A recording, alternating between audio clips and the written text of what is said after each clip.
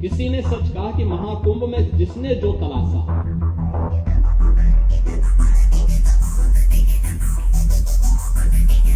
गिद्धों को केवल घास मिली, सूअरों को गंदगी मिली, संवेदनशील लोगों को रिश्तों की खूबसूरत तस्वीर मिली, आस्थावानों को पुण्य मिला।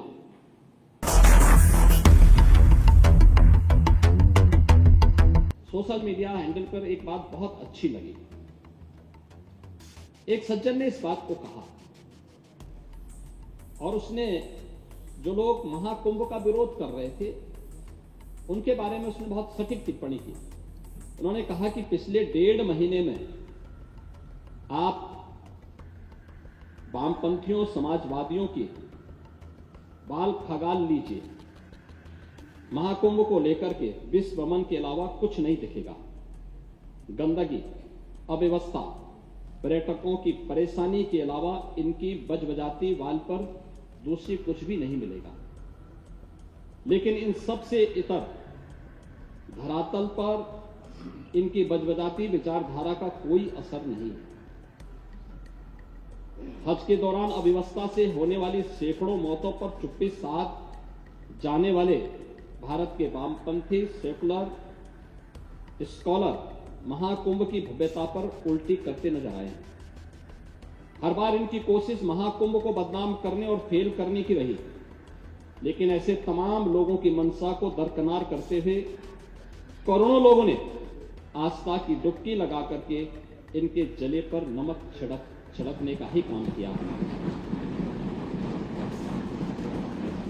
उन्होंने आगे लिखा है कि महाकुंभ के दौरान दुखद हादसा हुआ, इसके बाद भी आस्था और विश्वास तमाम परेशानियों पर भारी पड़ी।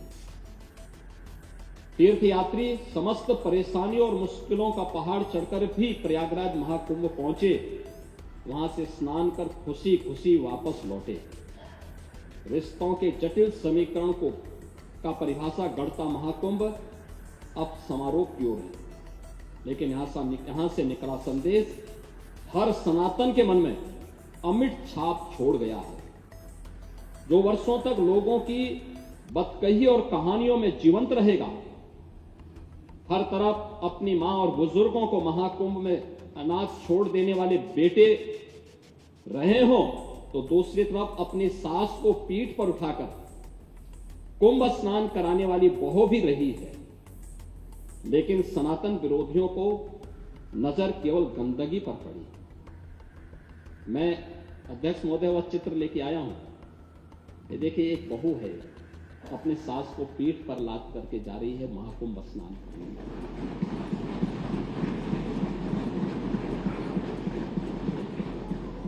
यही नहीं, आगे एक और बात कहते हैं। किसी ने सच कहा कि महाकुंभ में जिसने जो तलाशा उसको वह मिला। गिद्धों को केवल घास मिली, सूअरों को गंदगी मिली,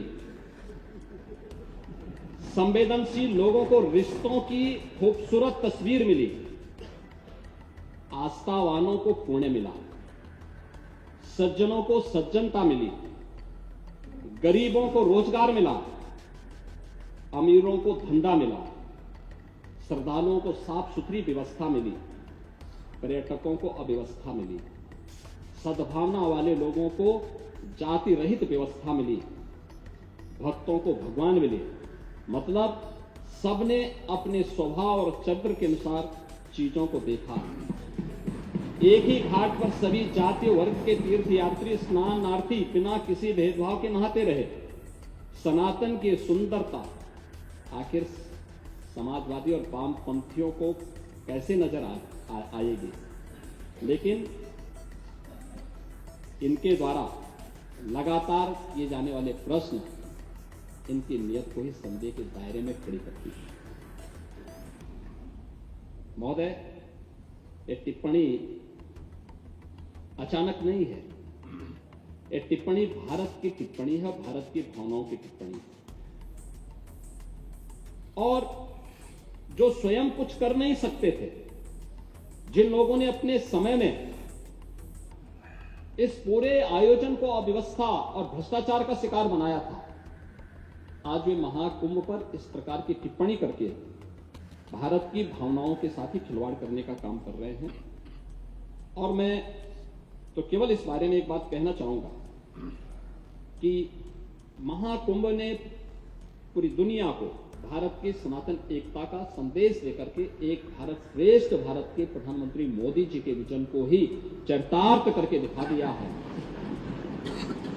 विश्वास है तो पूरा भारत अपना सहयोग देने के लिए उतनी ही तत्परता के साथ खड़ा है जो महाकुंभ में दर्शन होता हुआ दिखाई दे रहा है।